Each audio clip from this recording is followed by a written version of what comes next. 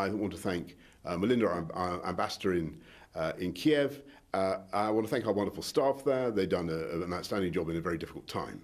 And we do think it prudent to make some changes now.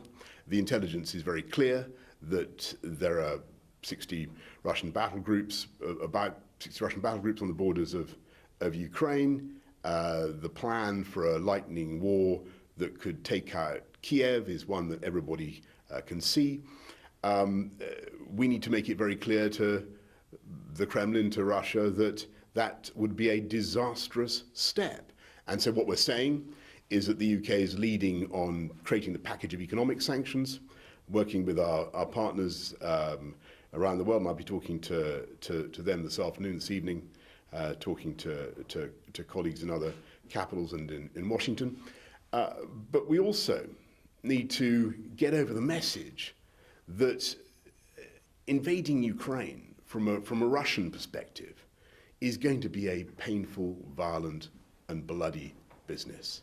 And I think it's very important that people in Russia understand that this could be a new Chechnya. I've been to Ukraine several times. I know the people of that country a bit, and my judgment is that they will fight. And really, that is not the way the world should be going.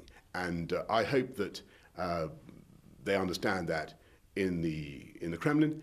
But it's the job of the UK to make sure that our friends and partners around the world, particularly in Europe, you mentioned Europe, also understand that, and we get ready a tough enough package of sanctions. That sounds like you think a Russian invasion of Ukraine could happen and could be imminent.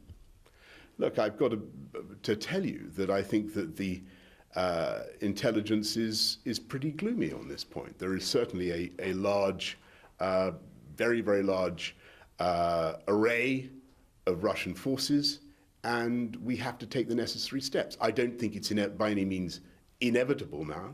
I think that sense can still prevail, but the UK is in the lead in creating that package of economic sanctions, stiffening helping to stiffen the resistance of our Ukrainian friends, as you know, with defensive weaponry that we're supplying, making it clear that we stand fully foursquare with the people of Ukraine, and that we support the sovereign integrity of Ukraine, and we do.